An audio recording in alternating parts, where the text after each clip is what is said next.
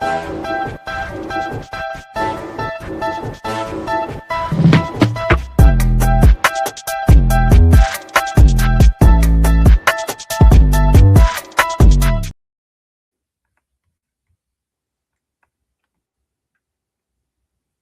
think Frank froze. Welcome to NLL Lacrosse Talk, everybody. I'm Gary Groob. Frank, are you with us? I think so. All right. Off you go, sir. Okay. I'm Candid Frank Stanisci. He's Gary Groob. And that is the goaltender for the Vancouver Warriors, Christian Bianco, also an NLL champion. Christian, thank you for joining us. I don't know what my mic problem was there, but it is what it is. No, I appreciate you guys having me on. And like I said, I appreciate how organized you guys booking in advance and the structure. As someone who has a podcast, we're not nearly as organized, to say the least. It's content anyway. Don't let that dissuade you. It's always about the content. And thanks to you and others like you, we have some really good content here. We talk to lacrosse and the game, and we talk about everything under the sun about lacrosse. But Christian, what brought you to lacrosse? What made you pick up a stick? You know, I had an older brother who was also a goalie, and I think it's just kind of the monkey see, monkey do, right? I think he was a goalie, and I decided that, I want to be a goalie too. And my parents luckily supported it, although I think having two goalies as a parent in any sport isn't the most ideal thing. A lot of stress for them. And from there, just being a Coquitlam guy, right? It was kind of one of the main sports in our city, right? You watch some of those junior teams and senior teams before us with the Dane Dobies, the Westbergs, Ben McIntosh, Robert Church. It's just kind of the sport to play in our city, fortunately. Yeah, and being a goaltender and having one in the family can be expensive. I can't imagine what it's like to have two. The cost is pretty prohibitive. Yeah, I think that, and I was luckily, me and my brother are pretty similar sizes, so there's kind of some hand-me-downs. There's some alternating of gear here and there, but our parents were unreal to us, right? They always kind of got us the best gear, got us what we needed to succeed, and not only that, just getting us to practices and coaching and all of that. They were kind of above and beyond. So we know why and how you got involved. How about what kept you in it? What's kept you in the game? What is it that after you joined and after you started playing that grew on you? I think probably at an early age, right? It's the friends. It's all those guys that you meet growing up and you kind of build these relationships with, and that kind of becomes your core circle, right? That you hang out with at high school, middle school, all of that. So I'd say early on that was definitely a big part of it, and it's an awesome part of our game. But I think the secondary thing is like success, right? Like the more success you have at something, the more winning you do, like the more enjoyable it is, right? The more time you want to put in and all of that. So I think some of it is kind of that more sentimental stuff. I think there is a psychological thing of, hey, I'm doing good at this. I want to keep doing it. Can I drill down on that? Just one more, and then Gary will take over. What is it specific? I mean, it's easy to say winning is great, but what is it about, what would you say about winning that most people might not realize, might not get, that is what makes winning so good? Yeah, I think it's just, it's like getting the result, right? I think you put in so much time, so much work. And I think winning in our industry is as good as a paycheck, right? It kind of shows that, hey, everything that I've done was worth it, right? And I think once you get a taste of that and that standard, it's just like, it's addicting. You want to keep chasing it, keep chasing it. And when you don't win your last game of the year and you don't win a championship, it feels like you didn't do your job. So I think that's something, just the more you win, the more accustomed you become to that feeling, the less I think you really appreciate it, but the more you miss it when you don't have it. No, I appreciate being validated. Now let's see what your history is like, Gary. I want to go back to the beginning, really. And, growing up in Coquitlam, to me, that's being an Ontario kid. I always put that towards like Orangeville. The rock stars of the town, everybody shoots towards becoming part of the junior A team. In fact, talking to a lot of guys who are from Orangeville, that was almost more important than being drafted to the NLL, was being on the junior A team. Is it the same when you're growing up in Coquitlam? I think definitely for my age group, it kind of felt like that, right? I think just especially we're in kind of that prime age group that we got to watch the 2010 Minto Cup in Coquitlam. And like those were the superstars tests, right? And then you see those guys go pro and kind of how good they all are. So that kind of set this gold standard that, well, you want to play junior in Coquitlam because you have a chance to win a Minto Cup. And it's kind of that history that is now become a little more prevalent in Coquitlam, the recent success of our junior team currently. Right. And you had a chance to watch guys like Dane Doby, Nick Rose, Robert Church, all these guys come up around you and really set the gold standard, as you said, on what to be an elite player. Yeah, and I think it's something that when you're a kid, you don't really realize, right? Like you don't realize that Dane Doby is one of the greatest goal scorers of all time. You don't realize that Nick Rose is, I think, second all time and wins in the NLL now or whatever it is, right? So these are guys that they're Hall of Famers, and for us, they were just a guy that you walked 15 minutes down the road to go watch on a Saturday night. Right. What do you think sets apart Coquitlam as a program that puts so many great players out there? I think there is like the history of it, but I think a lot of it is just my age group especially, we were fortunate to have Pat Coyle, had a kid the same age as me. So our minor lacrosse coach was Pat Coyle, right? One of the greatest defenders of all time. Right. So when you have that kind of coaching and structure from a young age, I find that really builds up. And then once you go to junior, rather than learning stuff that you're normally learning at junior, you've already established that base at a minor lacrosse and feeder standpoint. But I do think there's also a big part of it, I know in BC, is just where young families can afford to live, right? And for my age group, Coquitlam was still kind of one of those cities that younger families could afford to live. And we're slowly seeing that move out to kind of the Langleys. And then probably after that will be Chilliwack, right? So just your minor lacrosse numbers are higher in terms of enrollment and how many kids you have in the program. Right. Now, as a young kid, did you see yourself in that program, becoming a junior A Adanac? I think probably like the second to last year or year minor, right? You kind of really start to hang around them a little bit more. I think my second year midget or U17, whatever it was at the time, I practiced once or twice at the juniors, and like that was just like, oh my God, right? To me, it was the coolest thing. And seeing my brother play a little bit of Coquitlam junior and then Poco junior, it was kind of that next step. Right. And you had success in Bantam. You and a bunch of guys that wound up coming up with you and winning the championship there, getting that taste, and now you're bringing it up into junior. Yeah, it was fun. And I think it's the fun part of that whole thing is just seeing kind of how many of that group from our Bantam team has progressed to the pro lacrosse level now, right? Like you look at the Reed Bowerings, Ethan Tysers, right? Like guys like that are now playing at the next level. Right. Now you joined the Adanacs at a young age. What do you think was the biggest adjustment coming into junior A that you may or may not have expected? I think it definitely, the bigger nets were a little bit of an adjustment. I think they didn't hurt me as much as maybe some of the bigger goalies that didn't move as much. But I think it's just like that next level of how good the shooters were. The one thing I will say I found easier in my early years in junior, because I was like the young kid, there was like no pressure, right? When like you're kind of a first year out of 5 years or second year out of the 5 years, you don't have quite as much pressure as when you're, say, a second to last year guy that you're supposed to be the big dog. So it was definitely something early on. I got to kind of run with it and not have nearly the pressure I did later in my junior career. Right. Well, we go into year 3 and you win the championship and you were just absolutely lights out. And that's pretty much when you became on my radar, starting to watch you pretty much as I could from Ontario. And talk about that year, 2016, and what all came together that made that run so magical. Yeah, we had a ton of success in the regular season. I don't think we lost a game that year. And then we go to the BC finals and we fell short to a good team in Delta that made obviously some pretty big pickups. And I think kind of going into that Minto Cup, there's that little bit of doubt. And I don't think we were nearly as talented as maybe Orangeville and Delta were in terms of like an NLL talent standpoint.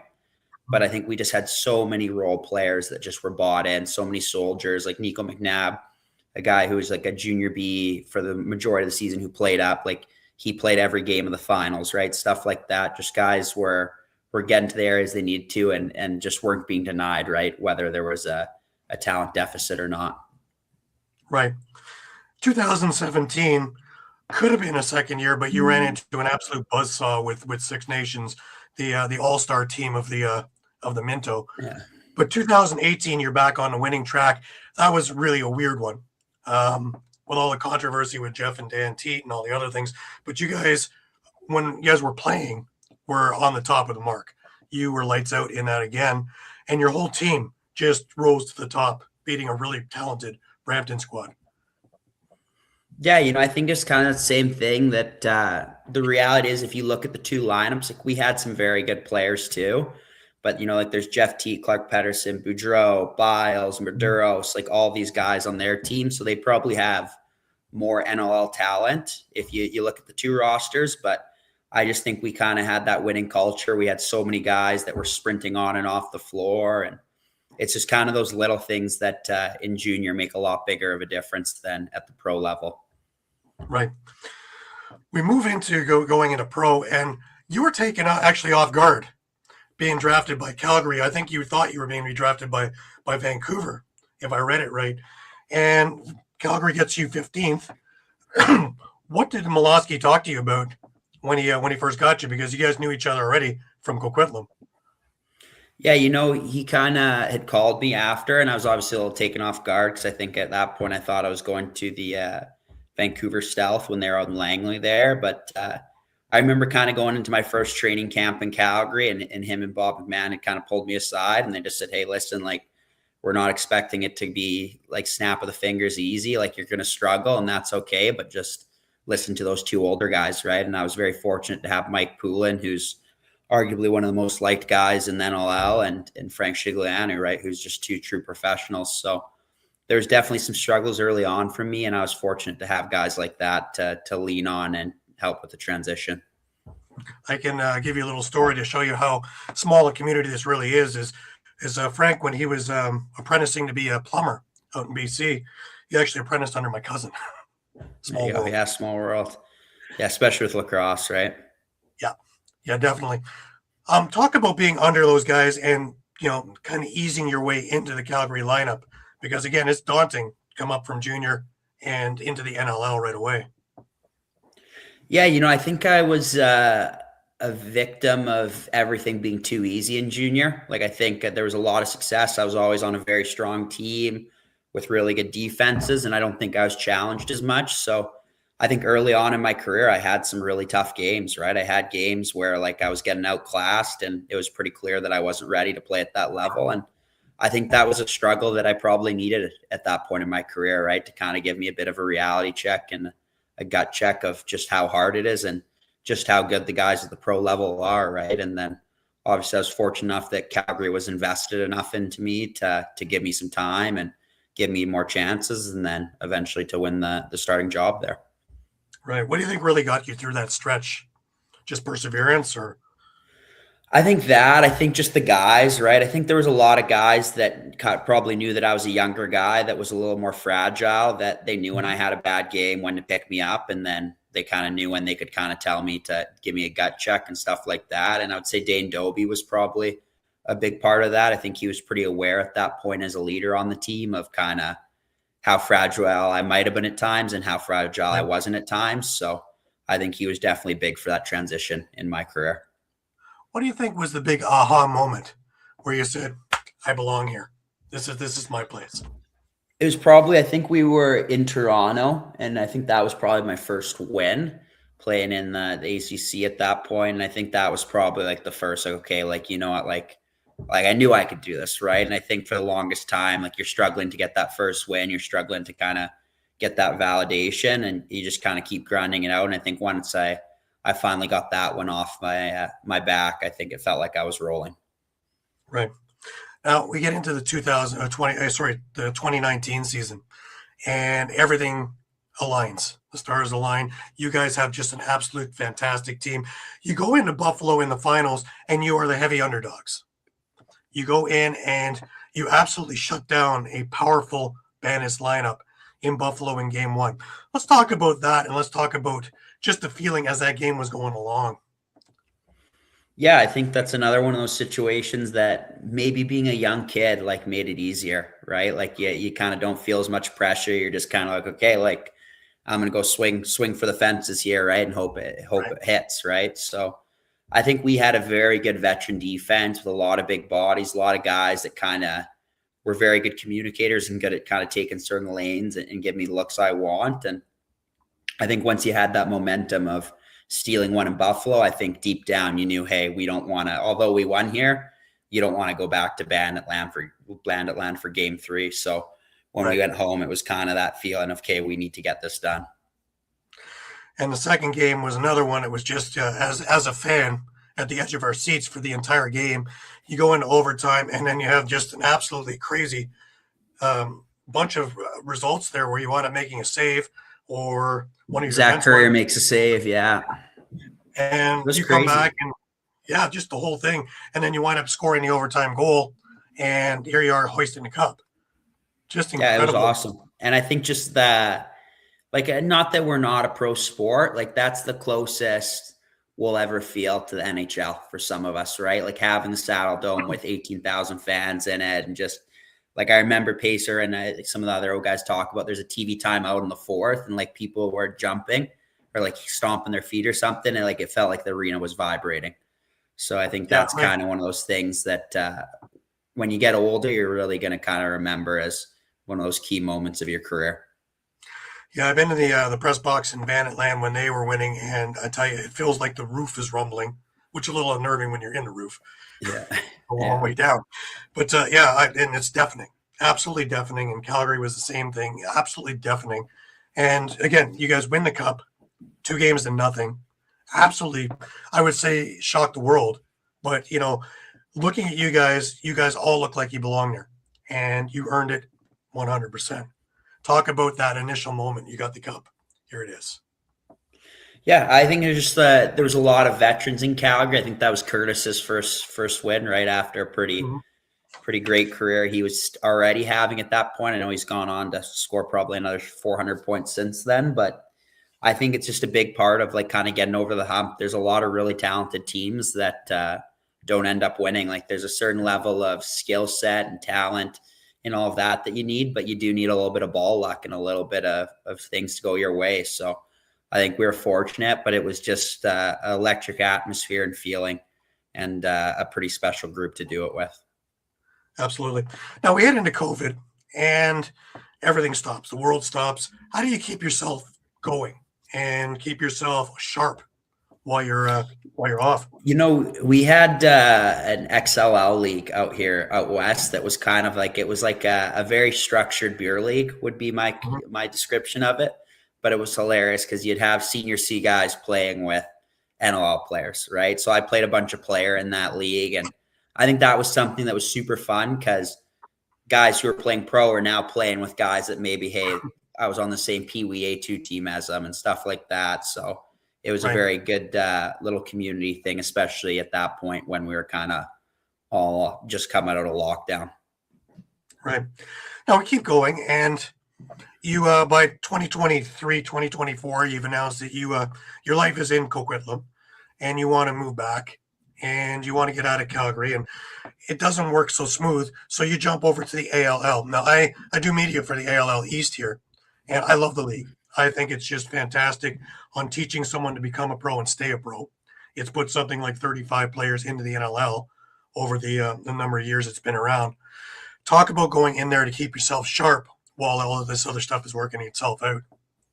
Yeah, I think it's one of those things where you have to humble yourself a bit, right? And you have to say, I'm not too good for this. And the reality is I need to stay sharp. And the more that I played in that league, the more you realize how good some of the players are that don't get a chance to play in that all, right? And how good some of these young guys are. And like I said, even some of those older guys that never got their shot and luck. So I had a great time in it. There was awesome team that I played with, the ALL Grizzlies, right? The guys I still am in a group chat with, joking around. And I think they were definitely rooting for me once I finally got traded. But that's something that I'm very, very grateful that I got the opportunity to do. And I did do, right? I think if I sat out in that whole time period, I probably would have not been handling the holdout nearly as well.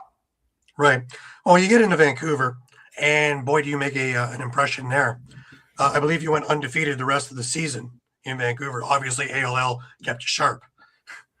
Talk about going back in with Molosky and that, yeah.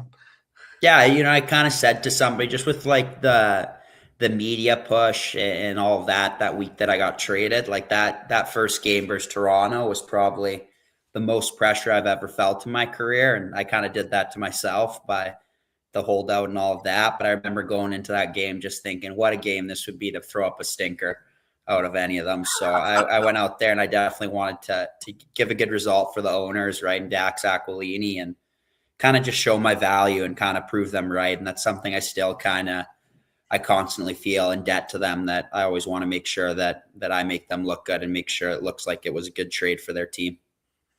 Right.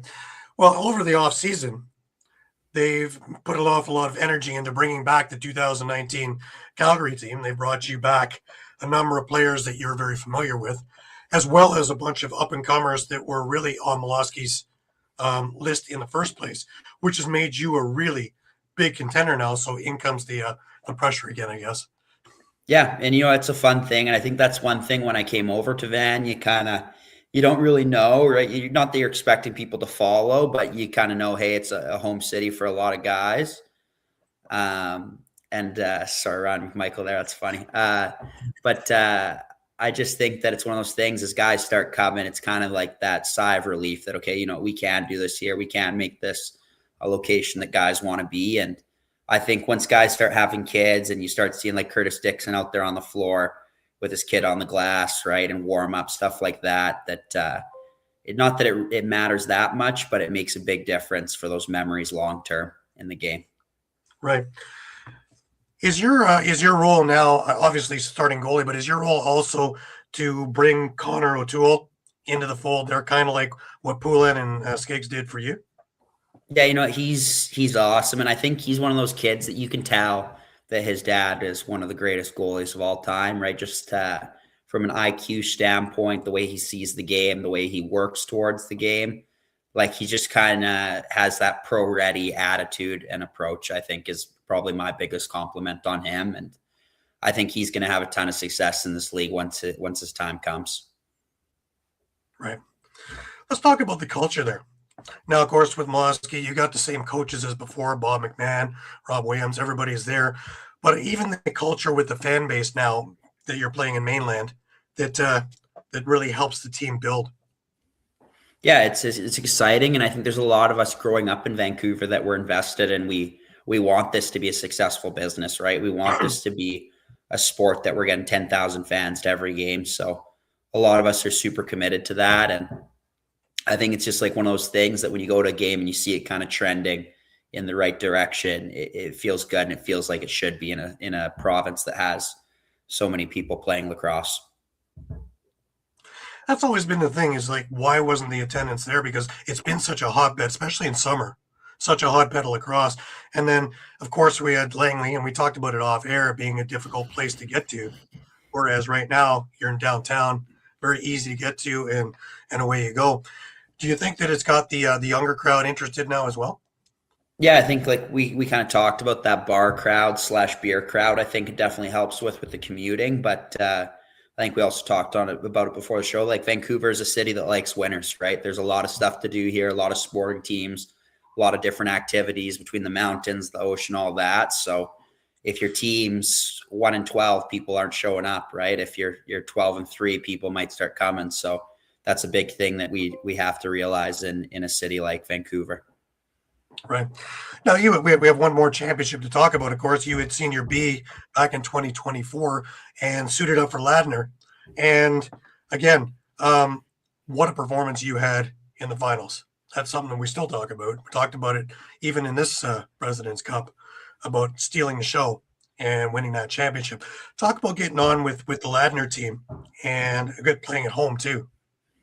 Yeah, I don't think I really knew what I was signing myself up to with the whole Senior B circuit, right? So in the actual BC league, I was definitely frustrated at times just because we were dominating. And I was kind of looking at Tyler Pace like, man, like, what did you talk me into here?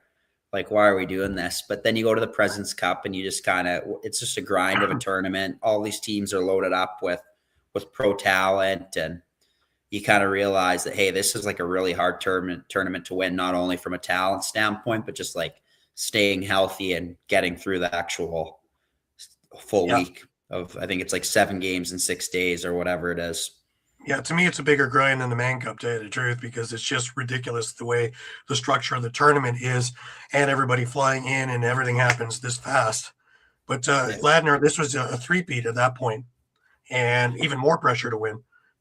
Yeah, especially going back to Ladner, I think there was a lot of that. And it's a city that just like they're diehard senior B, right? Like we kind of in Coquitlam, I think when I first came there, I was kind of like why are we all invested in this so much? But you see kind of some of the guys like Ryan Keith that grew up around it, and like for him, like that's his Stanley Cup, right? So seeing him win and him lift the cup, and then seeing Ryan Benesh or whoever it was in the stands with the trophy and all the people in the community surrounding and supporting their team is a pretty awesome thing.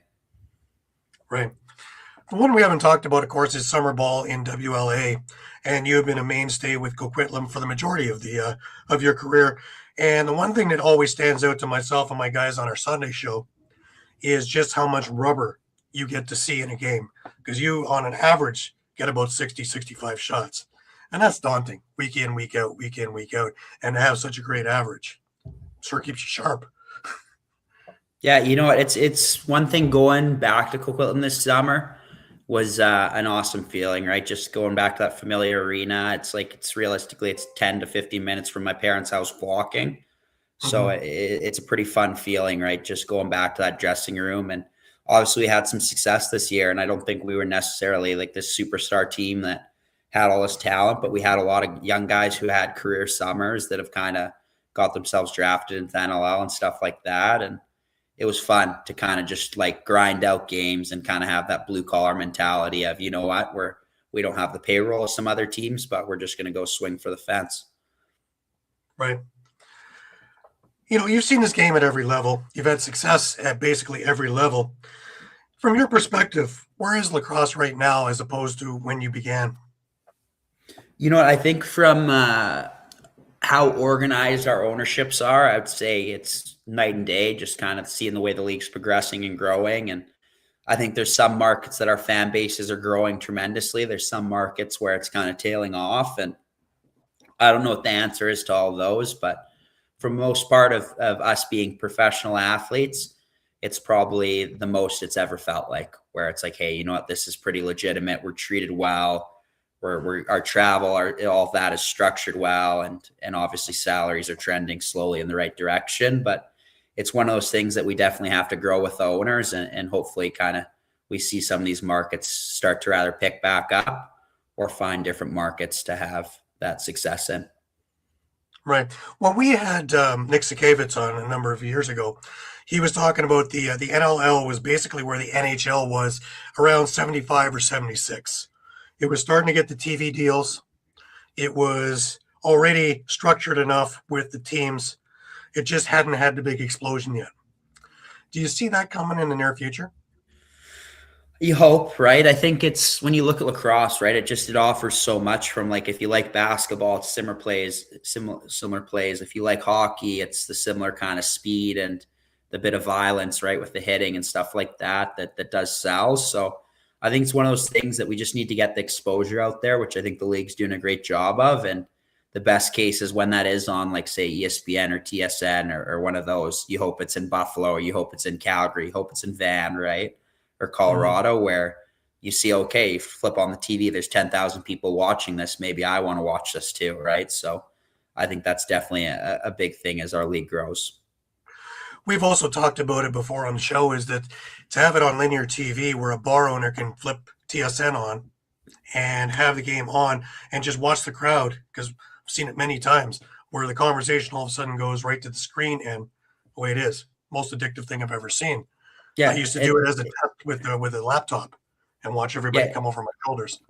Yeah, it's massive. And I think the big thing, right, is I think we had that Bleacher Report deal a while ago. And I think that was something that maybe the league was getting a bit of money to have that deal. But, like, we're at the point that if we can just get it on these big TVs, right, and all these big broadcasters, like, and getting it out to the masses, that's our best case scenario. Right. Do you think the league's missing the boat with not having an all-star game? We've talked about this with a number of things, and the funny thing is usually it's the player saying, "Yeah, I'd love to play it." It's the management going, Well, I think there's the financial side of it, right? That the reality is, like I don't know, you'd have to put it in a market like Buffalo, right, where it's going to be a winner, it's going to sell some tickets and be profitable to fly all the people in. I think the other side of it, I think our league's still only playing 18 games. There probably is that little bit of owners or management being worried about injuries and stuff like that, right? You lose a guy Right. for 5 games, that's almost, so it's a quarter of your season almost. So I think there's a lot of stuff like that you have to take into the whole picture. But it seems like players would love it. But if it is going to happen, it has to be one of those markets where it's going to be a winner from a financial standpoint, ticket sales. Well, Frank came up with an idea a couple of years ago, and I love it. And it was that the winner of the championship hosts the game, and it gives them 6 months to market it. And you play against the NLL All Stars, which puts a little more emphasis on the game because nobody wants to lose to the champion, and the champions sure don't want to lose to the All Stars of the league. And that puts a little more emphasis on it. And then, of course, all the skills and the other thing to be halftime. Yeah, More of there's a a lot of selling stuff point. like that. I think the other thing too, you could do like the baseball. I think it is where you still the home field's up for grab and playoffs, stuff like that. Like if you do a West versus East, but there's a lot to it, right? I think especially now that we have unified standing, stuff like that. There's no right or wrong, but it's something that it feels like it could be a success, but you never really know until we try. Right. The Olympics coming up. First off, what's your thoughts on sixes? I can't see it being a big positive being a goalie. Yeah, you know what? I think it's just one of those things that it's getting it out across the world, right? It's not just it's a little more accessible with the smaller field. I think it's a little more entertaining than field lacrosse, personally, just because it's kind of a basketball tempo and pace. It's not as much of a possession game. But then the day, like, there's no such thing as bad exposure, right? Like, we're getting out there. It's getting out to the mass. It's getting out to different countries. And I think that's how we're going to see our game grow. Right.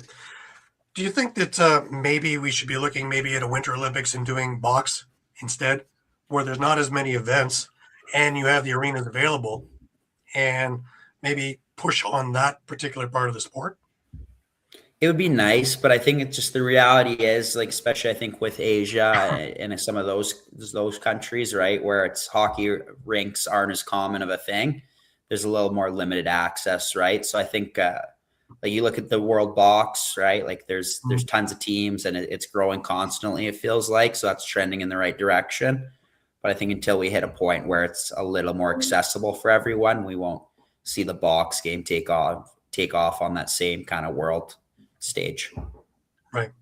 The important, can I just on the subject of the All-Star game and getting interest, there has to be a hook, and the hook for me is if you can guarantee that people who don't normally watch lacrosse will watch, then the investment the teams have to make and the organizations have to make, with the possibility of losing a player, there has to be a high upside. That to me is the tough part to negotiate, because no team, like you said, Christian, wants to lose a player for 5 games. Well, and then I think the other side of that too is like how's your revenue share, right? Like if Buffalo's hosting and organizing it and marketing it and doing all these things, like it would only be fair that they get majority of the profits from the ticket or the gate, all that stuff. So I think it's one of those things that there's just a lot of language and a lot of different things that you'd have to work through before you could really go for it. Yeah, you'd have to go big or go home. You can't just throw out an all-star game nowadays and expect people to show up, because all-star games have such a bad reputation. Yeah, it's the kind of coast around is the whole thing, right? And I think they used to do the all-star game at like fun locations. Like I think they went to Australia one year, and I think half the guys were showing up a quarter into the game, I heard. So I don't think we did ourselves any favors from that standpoint. We won't be going to the Bahamas or Hawaii for it. I think it'll probably be one of those markets that we know there's going to be some good return. And the last thing I want to add on that score is if like what happened with hockey, they turned it into an international tournament. If it was possible to do something like that, because then that would bring in a lot of new eyes to see the game. That's the biggest challenge I think that lacrosse has, is how does it reach the new viewers? I think that's definitely something you could do, especially at the NLL level. And I think the reality is if you structure it that way, guys are going to want to win, right? Like it's going to be the same thing as worlds in the international game where it's like you want to prove that Canada's supreme or prove that America's supreme, that kind of stuff. And I think that kind of, not animosity, but that competitive edge might draw a lot more people to watch. Well, you're being nice. Of course there'd be animosity. You're just being nice, Christian. I'm not going to argue with you about that, but I'm just going to say, from my nasty perspective, there's nothing that gets the hate on more than international competition. Yes. but it also raises the interest at the same time, and that's what makes it so, engageable for the fans, because essentially what you're doing is you're trying to reach new fans, and that's the ultimate challenge for sports like lacrosse. 100%. Now, of course, talking to the international thing, you played with Team Canada, of course, at the box championships. I have been doing the Rebeski tournament for the last number of years and having a chance to watch European lacrosse start elevate. What do you think? Do you think that eventually is going to be like hockey, where if we're not careful in North America, how it becomes? I think it's one of those things that you hope, right? We hope that we get to that point that they're kind of pushing us and pressing up on us. And I think it's one of those things that when you go to the worlds, like as like Canada, US, like the bigger nations, right? Like you feel like you're doing joint practice with Japan and seeing how far along they've came at the box level and the field level. And I think they placed 3rd and 6th a while ago. So you see kind of these countries, the investment and interest and them catching up. So that's something that we can only hope, right? As much as you always want to win, it's better for the game the more competitive teams we have. Yeah, I agree. It's funny you bring up Japan because that's the team that actually turned my head altogether when I was doing the fields, and I thought that they should have been in the same class group as the U.S. and Canada. They may not have been able to beat them, but they were probably number 4 behind Haudenosaunee, Canada, U.S. from what I saw, and they're all homegrown, which is the other thing that really turned my head. And they're just so fundamental. And I think you just see the commitment, right? Like there's a couple Japanese guys that we've had come out to BC and play senior B or play senior A, like Toru. I'm not even going to attempt his last name because I'll butcher it, but you see him playing Langley last summer and the success he has. And then even playing with him in the ALL, like I would look at him sometimes like, Toru, like we need you to shoot. Like we need you to shoot the ball 7 to 10 times a game. Like you're one of our guys. So seeing him at the world level and just kind of seeing how committed they are moving out to BC, moving to Ontario, moving to the States to kind of get more exposure and learn the game further. It's not really a coincidence that they're starting to build and have that success. Yeah, we've had the same in Ontario. I had Coach Nakamura and 4 or 5 of his students, quote unquote, that he brought up here to play ALL, and they're fantastic and fast. And they spend all that extra time, all the little things, doing all the little things, practicing every little detail. So they're going to be moving up a lot quicker than guys who are just kind of taking it for granted. Yeah, 100%. And I think they're like culturally, there's less ego. They're more coachable, I feel like, and just kind of that bought into that team mentality. Right. Do you see this becoming a full-time gig at some point? I don't know if it'll be in my career. I think probably 5 to 10 years after me, I do see it getting to that point. I think there's going to be a interesting transition period where it's going to be, hey, you're going to make $80,000 a year and you're going to be a pro lacrosse player. And I think for some guys, they're going to be, that's awesome. This is sweet. Like I can hang out. I can play the game I love. For other guys who kind of have the quote unquote big boy jobs, I think there will be that kind of decision of, hey, this is what I want to do, or am I going to focus on my life after lacrosse? So I don't think it's like we snap our fingers and we're all making 250 grand or we're all making 300 grand. Like there's going to be a growth period where we're kind of on that fence of full-time salary or not full-time salary for some guys. I always worry that we would lose people who are really invested in their jobs, first responders, people like that, or guys who are heavy into business. That it's just, okay, we got our education doing lacrosse and now see ya.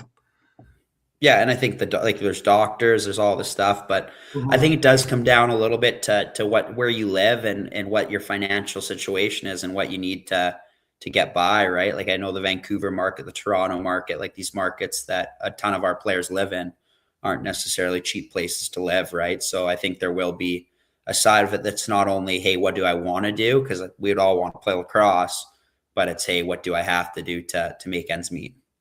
Right. The other question I have, which is an interesting one, is what would happen to the summer game with a full-time NLL season? Yeah, I think you'd probably see it kind of progress to more the ALL structure, right? Where you see it as more of a farm league, and that's a part of it, right? And I know there's the conversation of how much some guys are making in the summer now of, oh, are they going to pick one or the other? But I think that's one of those things that when the NLL is making decisions, they can't really determine it on, hey, what is this going to do to the WLA or what is this going to do to the MSL, right? They need to operate as their own entity in business. So that's I don't think we're near that, but when the time comes, they'll make the decision that they need to for the league. Right. Now, being one who's played in all of these leagues, the biggest kerfuffle I have is I love summer ball. I think it's a great league. MSL, WLA, I love watching it. I think it's more of a grinding league. Why can't we get butts in the seats? I think it's just kind of one of those things. I mean, in the West, it seems like it's slowly getting a little bit better, and you kind of have that community feel and vibe to it. You see New West really succeed. You see Victoria really succeed from a ticket sales standpoint. But I do think it's one of those things that it's just like guys are so used to going down the street and watching Dane Dobie play and stuff like that, or going to watch somebody play for $15 that they take it for granted sometimes, right? They'll say, oh, I'm just going to go start watching in playoffs, stuff like that. So I think it's one of those things that we kind of got to get more of that season ticket vibe and that faithful fan that like the Peterboroughs, the Victoria, and the New West have. Right.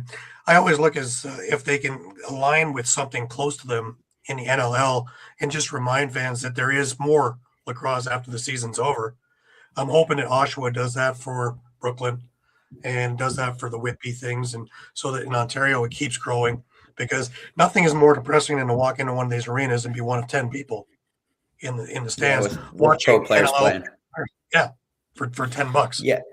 And I think that's something we see in the West, that the Warriors, I know, have some sort of contract or some sort of relation with the WLA where they really kind of co-market, which I think is awesome, right? And I think, like you said, if we're going to see both leagues succeed, that's something you need, right? They need to kind of team up a little bit and try to promote each other in the off seasons.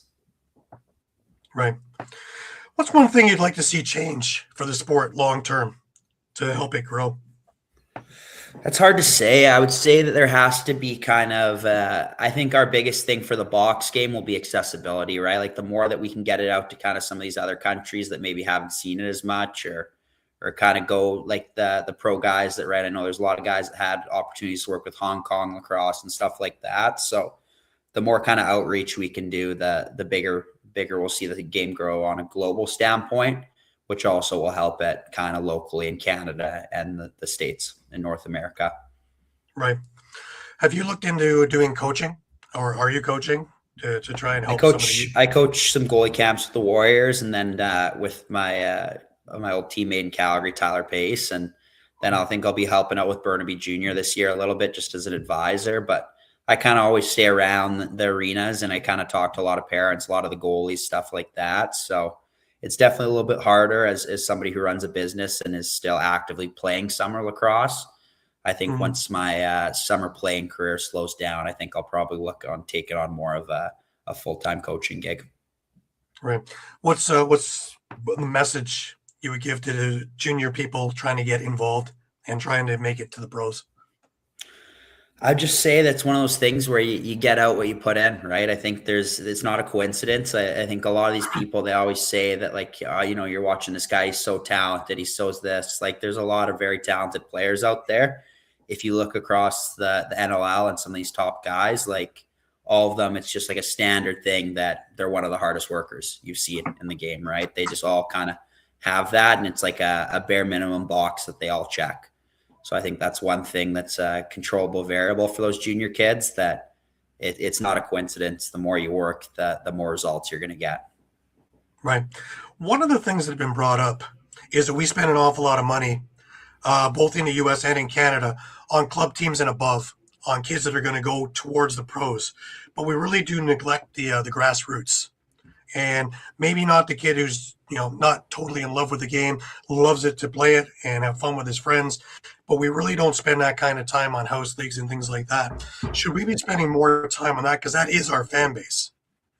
I agree. I think that's a true thing. I think we're kind of in an awkward time period where we're seeing the transition of like we're almost kind of trending towards the hockey demographic of how it's all kind of paid programs with elite coaching, blah, blah, blah, all that stuff, right? So I think that's a positive thing from a standpoint of growing our sport also. And kind of the reality is all these next generations are hypothetically probably going to be better players than we ever were, right? Because they're getting further and further developed as athletes and as the game develops. But I think there is something to be said that it's hard when you're trying to grow registration and stuff like that. Right. A question from one of our fans. Toronto Rock had a team downtown. Now we have two in the GTA and smaller barns. Do you think there's an advantage to putting more teams in markets, in hot markets, and spreading the league out? Yeah, I think it's kind of figuring out though the numbers of how do you do that without diluting it, right? I think we kind of saw Jamie not necessarily too happy about a team going to Oshawa, but obviously for the overall of the league, it's been a success, right? So I think it's kind of finding the numbers of getting teams out of those really weak markets and getting them into the Oshawas and locations like that, but not hurting our owners too much by diluting the pool, right? Because if we have teams 40 minutes apart, it's hard to maintain your ticket sales and stuff like that helps them run their business and pay their players. Right. Yeah. Jamie was memorable on Lax Class talking about how the Oshawa team really did, and watching it live, it did really cut into it. And I worry when we talk about Laval, how great that's going to be. Will that cut into Ottawa's fan base? And out west again, you're talking about putting a team in Seattle, and will that hurt Vancouver? And it's great to have all these things in there, but there's a big wide North America. Yeah, there's a lot of variables, right? There's a lot of variables, and I think kind of Edmonton will be one that we're all kind of interested in. And I think a lot of us for a long time have felt like that might be a market for a team. So with that Georgia-Calgary game, we'll really get to see kind of how that sticks. And then hopefully, if it's a success, the Oilers ownership group is maybe more interested in kind of dipping into the league. But I think our biggest thing is we can't have the Fort Worths, right? Like the reality is, as much as it sucked to lose a team and 25 jobs and all the people that work for the organization, as a whole, we can't grow if our weakest link is that weak, right? Like I don't think it's like 100% you're only as strong as your weakest link, but it definitely is kind of one of those things where we can't drag the dead weight. So figuring out the scale of how many teams we can have while they're all still a profitable / functioning business. You're on mute, Frank. Yeah, it goes to what you were saying, Christian, before about you don't want to show empty stadiums. Perception is everything. There has to be advancing the way teams are brought in, and the league has been smart about that. They've not brought teams in to suck for 3-4 years. They brought teams in to be successful and give them a chance to survive and do much better. And that's what has to happen. You can't just bring teams in because there's an owner that wants to bring it in. It has to be a success from the beginning because it impacts on every team. Yeah, and I think it's just like it's a scale, right? Like it's not necessarily like the science that every single team that we bring in is going to be a hit, right? I think the reality is, though, just when our league's maybe not 1,000% stable, let's not bring in 3 teams in 2 years, right? Stuff like that. And we obviously kind of saw with our previous commissioner that we expanded very rapidly, and that was a big goal at that point. But we're seeing now that maybe we got to be a little bit more methodical / fix some of our current teams first. That's what Brett Frood was saying when he was on also, is before he starts expanding, he needs to make sure that everybody here is stable. And of course, since then we've lost Panther City, we've moved New York, we've moved Albany. So trying to get these places into stable things. One thing that worries me a little bit also is that we've gone from places like Scotiabank Arena, places like where you're playing in Vancouver, and we've gone into AHL arenas. So there is only 6,000 seats. So the ceiling is only so high, pardon the pun, for how much these teams can make on a live crowd. which brings the pressure back to getting a TV contract before teams start seeing money. I agree with that. I think what we're seeing with those teams moving out of big market arenas is just the rent is way too high. And the reality is, if with like the ACC and stuff like that, right, you have the Raptors, you have the Maple Leafs that are first priority over you. So when your rent's super high and you're getting a Sunday game at 12 o'clock, it's hard to make your money back, right? You're not getting the same concession cuts. You're not getting your parking, stuff like that. And I think that's why you see the Buffaloes being successful, Calgary, Colorado, like all these teams that are NHL ownerships that own their arena. They already have the staff. They already have all of the infrastructure. That's how we stay into those big arenas. And that's kind of why I touch based on like the Edmonton Oilers. Like, I don't see us being a successful league in Edmonton unless it's owned by them, right? Or owned by somebody who has kind of that background and the facility for it. He makes a good point here also with the NHL arena and having not a big attendance. It's a little bit daunting when you're sitting there in basically your own section. And it makes you kind of think, did I come to the wrong place? So, yeah, I understand that, and making sure we have these barns that look full. But in the same respect, we have to give them a fair base to try and make some money too. And there are different layers now as opposed to, say, in Mill, where you threw down a carpet, open up the doors, and prayed people come in the doors. Now, at least with some TV revenue, with Fanatics and other merch sales and other things going on in social media, there is some more towards it and sponsorships, but not nearly enough yet to really push us over that limit, I think. Yeah, 100%. We're still a growing league. And I think as players, it's important that we understand that too, right? Like, we're fortunate that we have owners that are investing money into these businesses and trying to make it work and trying to make it success. And they see the opportunity and the upside, but it's one of those things that I don't see happening overnight. And there's going to be hiccups. There's going to be teams folding. There's going to be teams relocating, stuff like that. But as long as we're moving in the right direction, I think we can't complain. Right. The other thing now is, looking towards this season, you've had a couple of weeks off, and before you get going next week, is it hard to keep yourself through the holidays already and having 2 consecutive bye weeks? Is that it's a little strange for scheduling? Yeah, it's a part of our league, right? It's not uncommon. So I think it's one of those things that it is kind of unfortunate. As much as it's like it's nice to be rested, I think at a certain point you're as rested as you can be, and you're waiting to kind of get back to it. And obviously, we'll be going into Calgary, right? Who's played the last 2 previous weekends. So there's no point complaining about it or overthinking it. Your schedule's your schedule. I don't think we feel like we got the short end of the stick or anything like that. You just look at it and you do your best to be prepared and ready when the time comes. Right. I look at a team like Buffalo, who had basically bye week game last year at the beginning, and then had to play 12 games in 10 weeks to finish the season before going into the playoffs. And it's like, well, if they can do it and win, right, y'all can do it. Yeah. Well, I think if it falls in that category, right, of like, I always jokingly make fun of buddies and stuff, like you win by 2, you don't complain, right? You lose by 1, then you're complaining about the ref, or you're complaining about your schedule, stuff like that. Like, when you're on the winning side, there's no excuses. Right. Talk about the just before we wrap up, talk about the camaraderie right now in the Warriors dressing room, because a lot of guys are very familiar between junior and between playing together in the NLL. This is a pretty tight-knit group now, isn't it?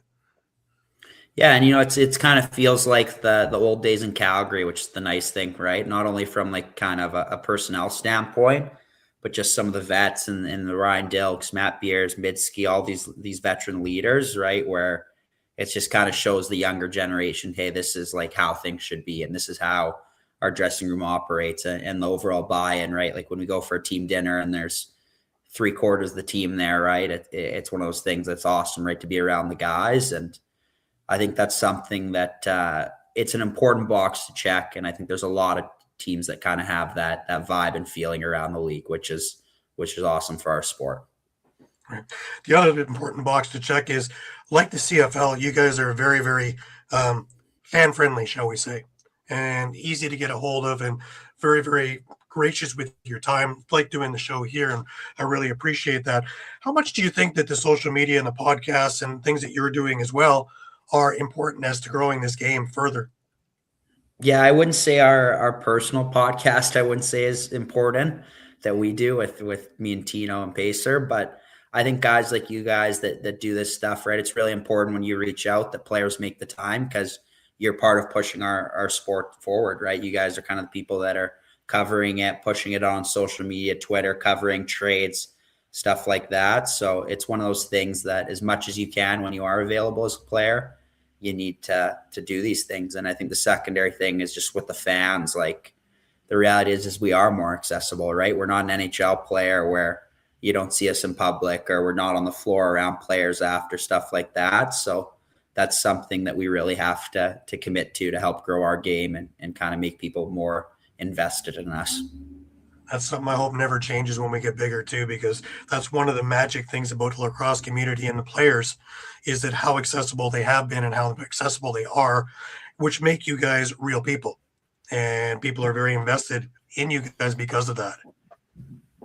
Yeah, and it's kind of one of those fun things, right? Like even for me as a general contractor, right? Like there's like local building stores that I go to for the longest time, right? And eventually they kind of figure out when I got traded to Vancouver, they figure out that I play lacrosse and stuff like that. And there's a lot of questions of like, well, why do you still work, right? And stuff like that. You have to explain to them, hey, it's a growing league. Like it's the world's greatest part-time job, but it's still a part-time job right now. So I think it's kind of a fun dynamic when you cross paths with people and they don't realize that you're technically a pro player. My wife calls herself a lacrosse widow because I'm on the road every available moment trying to get to different arenas and different things and being part of Ontario series as well, that I'm on the road a lot in Ontario all through the summer. So it's, I leave a picture on the table. Just don't put my stuff on the lawn. I'm still coming home. That's funny. Make sure I she's really coming back. Yeah, just to make sure it's not on the lawn. But I really want to thank you for taking the time. I know it's a busy time of the year with all the holidays and everything like that. Happy New Year. Wish you the very, very best for the remainder of the season. And I really see some great things coming for you guys. And hopefully we can have you on again at some point in the not so distant future. No, I appreciate you guys having me on. And like I said, I appreciate how much you guys do for the game, right? And just covering it and marketing and helping grow our sport. So it's something that doesn't go unnoticed. Well, we appreciate what you do. That's for sure. Thank Christian, you. last question for you. If you had a wish to come true for you and lacrosse, what would it be? That's tough. I've been pretty fortunate. I think obviously winning one in Vancouver would be pretty special, but I look back and even like kind of the last 2 or 5 years, just having the opportunity to play for Team Canada, stuff like that really humbles you, and you realize like how fortunate I've been in my career and how grateful I am for not only the people that invested time in me, but the opportunities I've had to play this game. But I'd probably say winning in Vancouver would be the top of the list right now. Well, here's hoping you get your dream come true. And thanks for being here. We really thank you for taking the time to join us. And thank you for the compliment. No worries. Absolutely. We appreciate our compliments. Fair enough. All right. He's Christian Del Bianco. I'm Candid Frank Stanisci, and he's Gary Groob. Thanks for watching, everybody. We'll see you again next Thursday. Thanks.